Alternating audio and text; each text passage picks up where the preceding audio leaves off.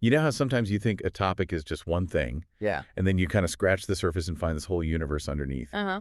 That's sort of what happened when I started looking at crime reads. It's way more than just summaries of cases. Right. It's this vibrant hub of like essays, interviews, reading lists, all these different angles on true crime that give you a surprisingly comprehensive picture, actually. What's really compelling, I think, is seeing how this single platform captures so many different facets of our interest in true crime. Yeah. It's not just about the who and the what. It really delves into the why and the how we engage with these narratives, you know? Exactly. And it's not just one type of crime story either. They've actually broken it down into categories like mystery, that classic puzzle-solving element, Mhm. noir, which often looks at the grittier side of things, suspense, which keeps you on the edge of your seat, and even espionage and legal thrillers. Yeah, it's like having a roadmap. Totally. Yeah. Lets you explore whatever corner of the genre grabs you. And that categorization really speaks to the different needs and interests of the audience, doesn't it? I think so. Someone interested in the intricacies of the courtroom might gravitate towards legal thrillers, while a fan of noir might be drawn to stories exploring, like, moral ambiguity and darker motivations. Okay, so to really get a feel for what's being talked about right now, let's look at some of the articles that were on their homepage today, April 2nd, 2025. Okay, current stuff. Yeah. There's this really intense piece by Lise Olson about a forensic anthropologist trying to find the lost boys of Houston. Oh, wow. And here's a chilling detail. Her search involved meeting with Wayne Henley, one of the Candyman murderers in prison. Jeez. That brings it right into the present, doesn't it? It really does. It brings this decades-old horror right back. What stands out there, I think, is the enduring quest for answers and closure in these cases. Even years later, the dedication to uncovering the truth and understanding these events just persists. And the involvement of a forensic anthropologist highlights the scientific methods used to piece together these tragic stories. Then you have Ashley Winstead's essay on true crime obsession, amateur sleuths, and the weight of grieving. Hmm. Just that title makes you think about why we're all so drawn to these stories and, well, what role these online communities of amateur detectives play. That raises a really crucial point about our engagement with true crime, doesn't it? Yeah. Is it simply about morbid fascination, or is there maybe a deeper psychological need at play? Perhaps it's about trying to understand the unthinkable, finding patterns in chaos, or even feeling a sense of connection to the victims and their families. Good points. And it's not all darkness, though. Brian Grewley has an article about his research, his inspiration, and get this, a notorious hockey fight. A hockey fight, really? Yeah, it's a reminder that real-life events, even seemingly unrelated ones, can spark creative exploration in, well, unexpected ways. That's interesting. It shows how true crime narratives can permeate our broader culture, influencing storytelling in various forms. Right. Even something as seemingly removed as a hockey fight can become a point of inspiration, showcasing the often dramatic nature of reality itself. There's also Olivia Rudiano's piece about a clip from season 2 of Poker Face, showing how true crime elements are woven into popular entertainment. Mhm. It's not just relegated to serious documentaries, it's part of our, mainstream storytelling. Absolutely. The way true crime themes appear in shows like Poker Face just demonstrates its widespread appeal and how it can be adapted into different genres and formats, reaching a really broad audience. And then we get into some really thought-provoking territory. Shalini Abasakara writes about using the language of fantasy to subvert real-life oppression. Wow, okay. That's a really unexpected lens to view true crime through. Yeah. What implications does that kind of approach have, do you think? Well, what's fascinating about that perspective is the idea of using narrative structures typically associated with, like, escapism as a way to critically examine and challenge real-world power imbalances and injustices that are often exposed in true crime. It suggests a potential for the genre to be more than just a recounting of events, maybe even a tool for social commentary. We also see Ed Simon discussing the ever-elusive great American novel, Alex Hutchinson looking at the role of calculated risk in scientific breakthroughs, Okay. Natalie Lawrence exploring the myth of the Minotaur to understand human nature, and Anthony Giardina reflecting on defending his fictional plots. So a real mix. A real mix, plus there's a very direct statement. Silence is collaboration. Academics must speak out against fascism. It's quite a range of topics sharing the front page. It truly is. And while not all are strictly true crime, these pieces reflect the broader intellectual currents that often inform our understanding of it. That's true. Issues of human nature, the pursuit of truth, um, social responsibility, they're central to both true crime and these other areas of inquiry. And if you delve a little deeper, you see that these aren't isolated discussions. Back in late March, Jenny Barcoy wrote about James Whitfield Thompson's decades-long search for answers in his sister's death. Right. That really underscores the personal impact and the just relentless pursuit of truth that characterizes so many of these stories. That long-term commitment to finding answers really highlights the profound and lasting impact these events have on individuals and families. It speaks to a deep human need for resolution and, well, justice.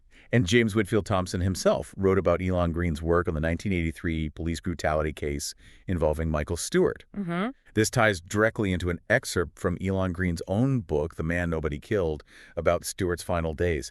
It feels like these different accounts are like in conversation with each other, adding layers to the story. That's significant, isn't it? How different writers and researchers build upon each other's investigations, offering new insights and a more comprehensive understanding of past events. The Michael Stewart case, in particular, highlights the intersection of true crime with critical issues of social justice and police accountability. Then James Polchin examines how Jacqueline Faber is reinterpreting the Kitty Genovese story. Oh, interesting. And Faber herself reflects on the 61st anniversary of the murder, challenging the long-held narrative. It shows how even seemingly settled cases can be re-examined and understood in new ways as time passes. This is such a crucial aspect of engaging with true crime. Our understanding of these events isn't fixed, is it? Not at all. New perspectives, maybe new evidence, and a deeper historical context can lead to significant revisions of established narratives, prompting us to question initial understandings. And Gary Christ takes us way back to the Gilded Age with the murder trial of Laura D. Fair in San Francisco. Historical. Yeah, it's a reminder that these kinds of stories have captivated us for centuries. By looking at historical cases, what do you think that tells us about our fascination? Well, examining historical cases allows us to see how societal attitudes towards crime, gender, the legal system have evolved over time, or perhaps haven't changed as much as we might assume. Good point. The Gilded Age setting offers a fascinating lens through which to explore these enduring themes. Okay, moving into February 2025 articles. Kathleen Hale reflects on the release of Morgan Geyser from the Slenderman case. Right, that was a really disturbing one. Very contemporary feeling, yeah. The Slenderman case really brought the anxieties of the digital age and the powerful influence of online narratives into sharp focus within the true crime landscape. Definitely. Hale's reflection on Geyser's release raises complex questions about juvenile justice, mental health, and the lasting repercussions of such events. And in a complete change of scenery, R.S. Burnett delves into crime in Antarctica. Antarctica, seriously. You don't encounter that every day.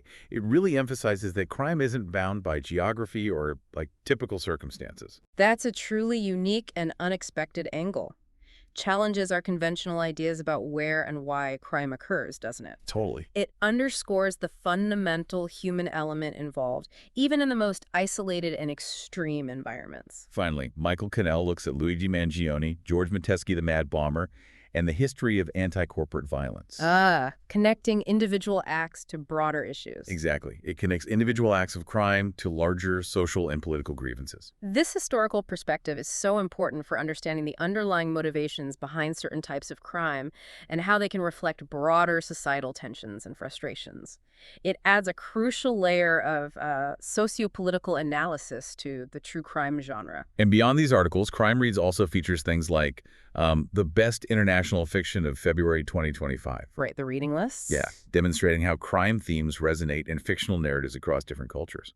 And there are interviews, like George Pelicano's discussing Cornell Woolrich and the roots of noir. Getting insights directly from the creators themselves offers a whole other level of understanding. It really does. These features provide valuable context and illustrate the dynamic relationship between true crime and fiction.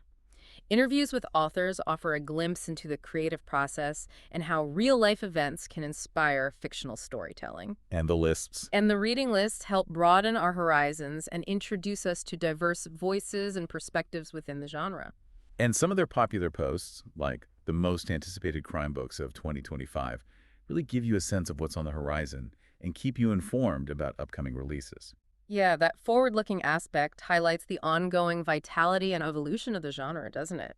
With a continuous stream of new stories and perspectives emerging, it keeps the conversation fresh and engaging for enthusiasts. So if you're looking to get a really comprehensive snapshot of what's happening in the true crime world right now, as seen through the lens of a platform like Crime Reads, well, it's clear that it's not just a static collection of old cases. Not at all. It's a really dynamic space for ongoing investigation, discussion, and cultural reflection. Precisely. It provides a truly multifaceted perspective on the genre, catering to a wide array of interests and underscoring its enduring relevance in our cultural landscape. So, yeah, the big takeaway here for you is that Crime Reads offers this incredibly rich and varied collection of content for anyone interested in true crime. It truly covers everything from historical cases that continue to fascinate us to really current discussions about, why we're so drawn to these stories and their wider impact. Exactly. You have this diverse range of formats, insightful essays, revealing interviews, and detailed articles on specific cases, all contributing to a more complete picture. Yeah. And the sheer breadth of topics, from individual crimes to these larger cultural and societal themes, is truly remarkable. And as we've seen just by looking at articles published in the last month or so, this is a constantly evolving conversation. It really gives you a sense of the ongoing investigations and discussions within the true crime world as of, well, today. What's particularly noteworthy is how the site functions as a kind of living document, reflecting the current preoccupations and explorations within the genre. It's not just an archive of past events, but a dynamic platform for continuous engagement. Right. So as you think about all these diverse articles we've touched on, from those unsettling historical murders to the psychology behind our own fascination, and even the idea of crime in a place as remote as Antarctica, it really prompts the question, Hmm. what fundamental human need or curiosity do you believe ultimately drives our enduring interest in true crime?